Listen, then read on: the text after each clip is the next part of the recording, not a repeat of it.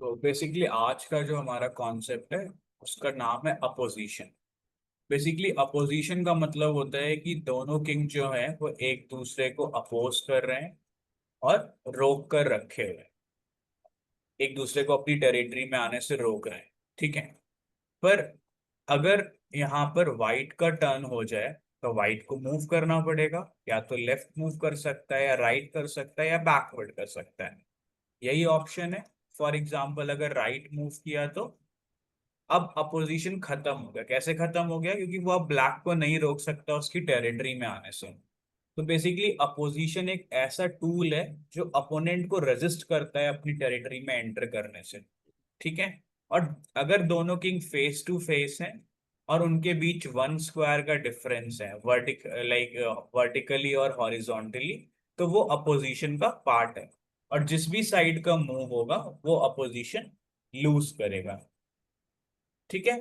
ये होता है क्लोज अपोजिशन। क्लोज के बाद एक आता है डिस्टेंट अपोजिशन। डिस्टेंट का मतलब होता है दूर से हम अपोजिशन को आइडेंटिफाई करें। अगर दोनों के बीच में ऑड नंबर ऑफ गैप्स हैं। ऑड नंबर क्या होता है Ayati? The number not divisible by 2. Correct. So here this is 3. So this is not divisible by 2. So this is a odd number.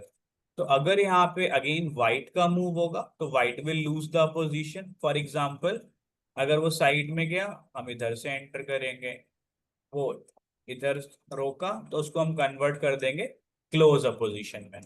और अगर उसने नहीं भी रोका, यहाँ से करने का कोशिश किया, तो हम उसकी टेरिटरी में एंटर कर जाएंगे। क्योंकि अगर हमें किसी को रोकना होता है तो उसके सामने जाना होता है, साइड में जाके हम किसी को नहीं रोक सकते। ठीक है। अगर हमको किंग को रोकना है अपनी टेरिटरी में आने से तो हम यहाँ साइड में जाके थोड़ी रोक पाएंगे। हमको रोकना है तो सामने से रोकना पड़ेगा। तो ये चीज आपको ध्यान रखनी है। तो डिस्टेंट अपोजिशन जो है वो ऑड नंबर ऑफ गैप्स है। ठीक। अब ये मान लीजिए ये है।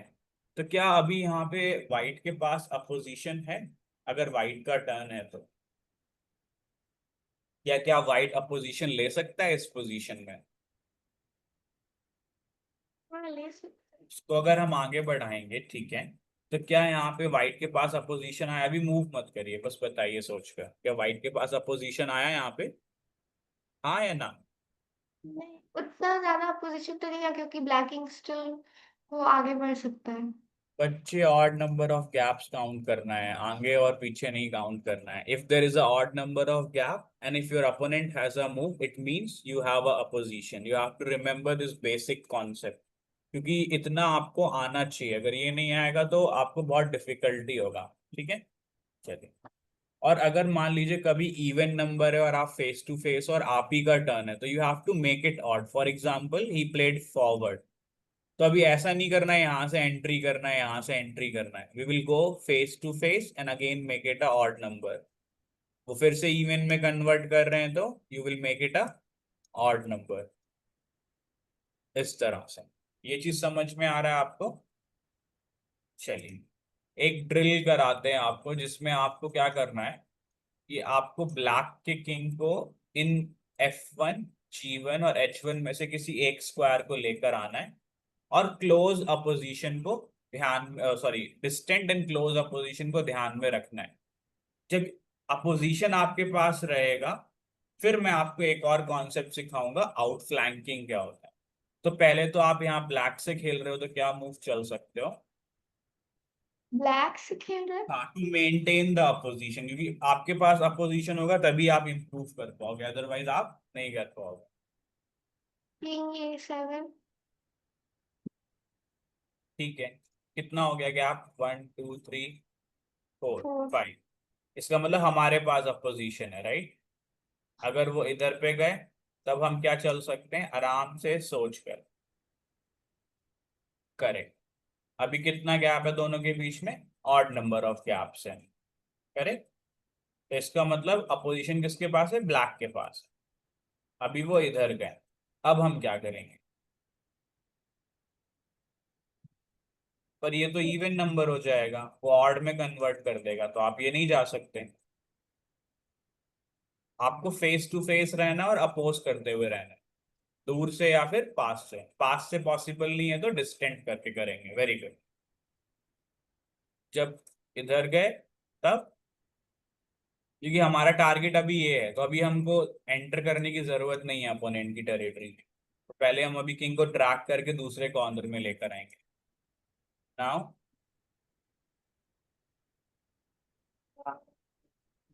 करेक्ट,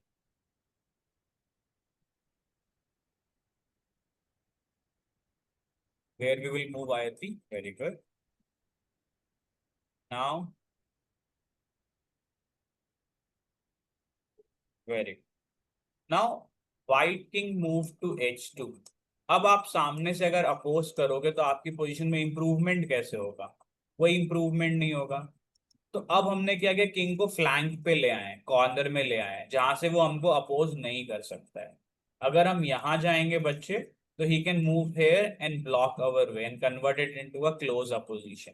तो हमको उसको वो मौका नहीं देना है, हमको इवन नंबर पे तो आना है, पर ऐसी जगह से आना है जहां पे वो नेक्स्ट मूव में हमको अपोज ना कर पाए। तो हम कहाँ से आ सकते हैं इवन नंबर पे इंप्रूव करते हुए, और वो हमें अपोज भी ना कर पाए? सोचिए और बताइए।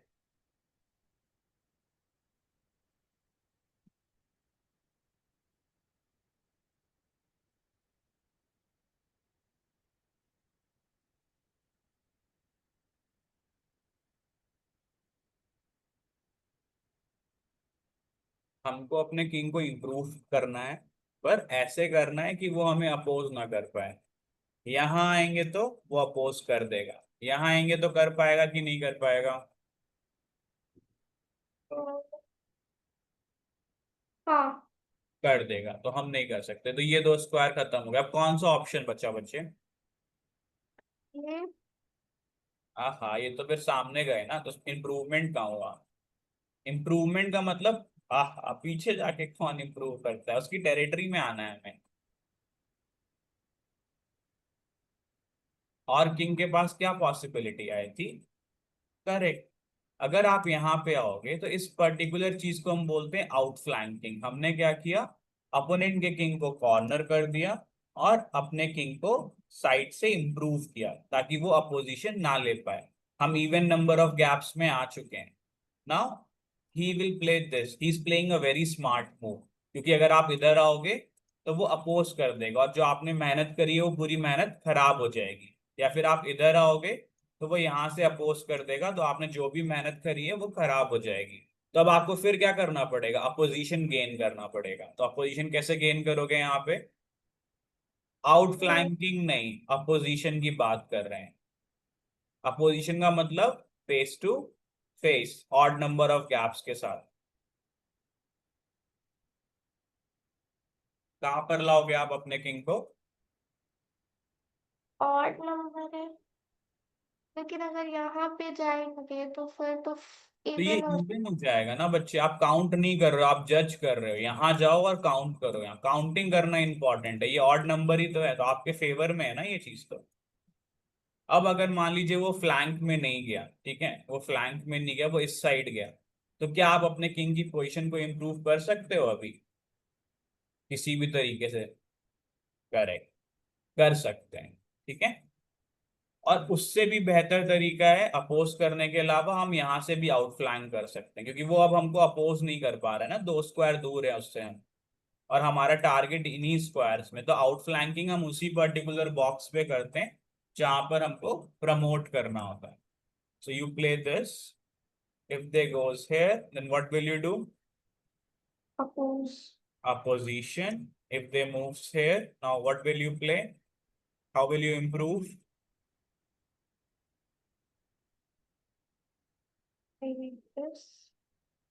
Improve करना है बच्चे, और ऐसा मूव चलना है कि वो आपको अपोज ना कर पाए। ये इम्प्रूवमेंट नहीं है, फिर सेम पोजीशन बार बार आएगा अगर आप किंग को H4 पे चलोगे तो आपको इम्प्रूवमेंट के बारे में सोचना है। Correct, this is a improvement, क्योंकि वो यहाँ पर आए तो यहाँ अपोज नहीं कर सकते, यहाँ नहीं रोक सकता, आपके सामने नहीं आ सकता। और अगर आपको उसने साइड से अपोज किया भी, तो मैंने आपको पहले बताया था कि सामने से रोकते हैं, साइड से किसी को नहीं रोकते। आप अपने टारगेट को अचीव कर लोगे तो आपका किंग डिजायर्ड टारगेट में आ गया। ये बहुत ही फेमस ड्रिल है, ठीक है, ये आपको याद रखना है। अब एक बार मैं आपको रिमोट कंट्रोल दे रहा हूँ, ठीक है, और आपको वाइट का किंग दे रहा हूँ। आप रिमोट कंट्रोल लो मेरे स्क्रीन का, and you have to do it a white move and I will play the black. तो आप मूव कर सकते हो मेरे पीसेस को, और सोच के चलना है ताकि मिस ना हो। ध्यान रखना है चलने से पहले कि odd number of gaps maintained है कि नहीं, और आपका किंग फेस टू फेस हमेशा आना चाहिए और अपोनेंट का मूव होना चाहिए।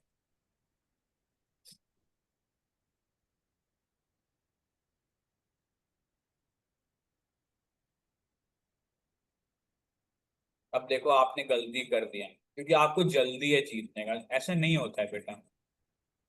हाँ, आपको ध्यान रखना है, हम दूर से ही अपोजिशन दे देंगे, हमें कोई प्रॉब्लम नहीं है, बट हमको पास में नहीं जाना है, गलत मूव नहीं चलना है, इम्पल्सिव डिसीजन नहीं लेना है।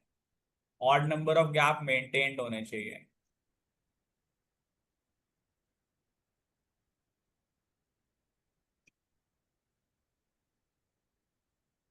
आपका टर्न है Ayati. Yes. Can you leave the mouse?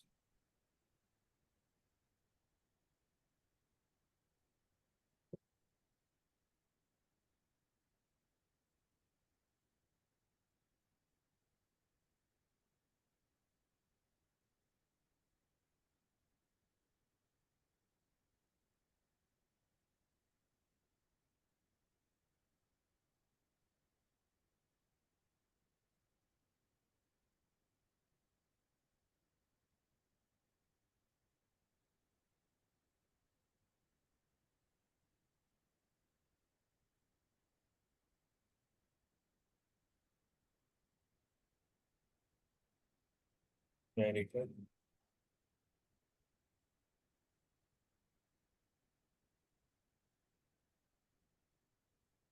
Very. तो अभी तक आपने अपोजिशन जो है मेंटेन रखा है। माउस को लीव करेंगे। अभी क्या कर सकते हो आप, कैसे इम्प्रूवमेंट करना है, क्योंकि अब आप अपने डिजायर्ड जगह पे आ गए हो, तो आप अब आउट फ्लैंकिंग यूज कर सकते हो।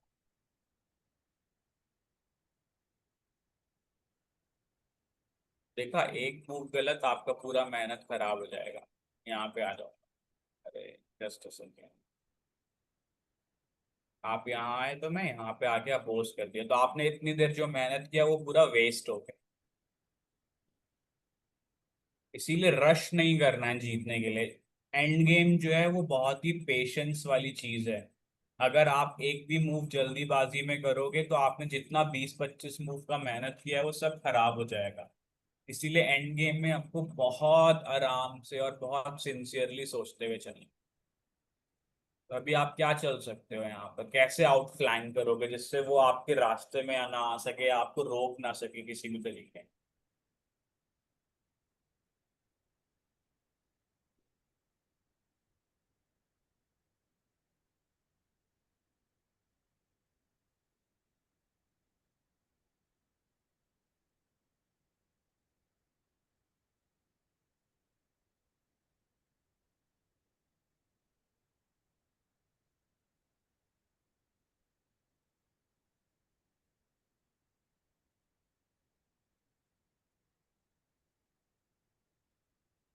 Very good.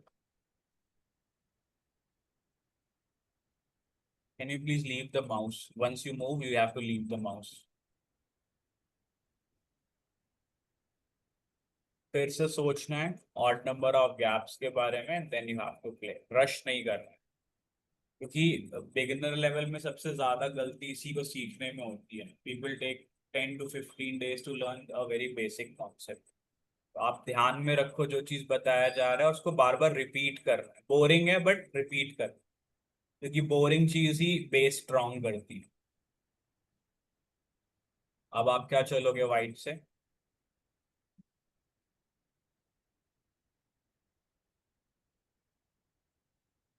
Position. Yeah, just leave it. Once you are done, you will leave it. I will tell you whether it's correct or wrong. You first have to play your move. Yeah, that is correct because you are maintaining the odd number of gaps. Now,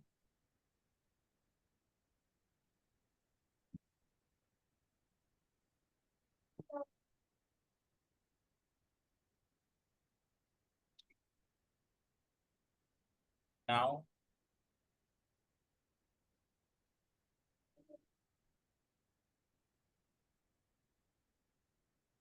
okay. Now,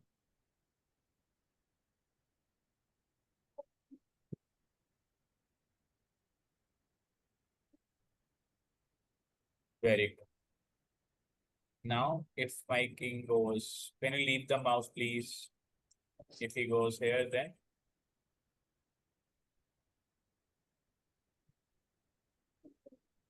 correct. And now you achieve the target. So this is very important drill which you need to know. Okay.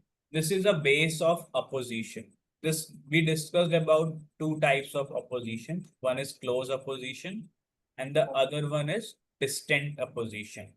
There is one more type of opposition. We called it a diagonal opposition. In diagonal opposition, there is a one square difference between both the kings. Okay. And whichever side has a move will lose the opposition. For example, if black has a move, black moves this way. So I can just simply convert it into the close opposition. Every opposition at the end will convert into the close opposition. Okay. If you want to improve the position of your pieces. So that should be in your mind. Like when we are playing with the opposition thing or improving the king's way. So that will help you to understand how to move your king in the end game and where to move your king in the end game. Because when you know the exact movement or like exact placement of the piece, then it will be very easy for you to handle. Okay. So now there is one more theory which we are going to learn about. That is king on sixth, pawn on fifth always wins for white, no matter we have opposition or not. Again, I'm repeating the same thing. King on sixth, pawn on fifth always wins for white except the rook pawns. रुक Pond's को छोड़ के अगर आपका king sixth पे है और pawn fifth पे है तो आप जीतेंगे। ठीक है, आपके पास अपोजिशन है या नहीं है उससे मैटर नहीं करता है। So for example, if it is white to play, white moved his king here. Okay, now black will oppose because black wants to defend, so he will oppose so that you cannot take the these squares. Because if you are able to grab this square, you can easily promote it with the help of king. So that is why they will not move to g8. Because if they move g8, you can bring here. And with the help of the king, it will be a promotion of the pawn. So that is why they are willing to oppose you. Now pawn push and pawn push.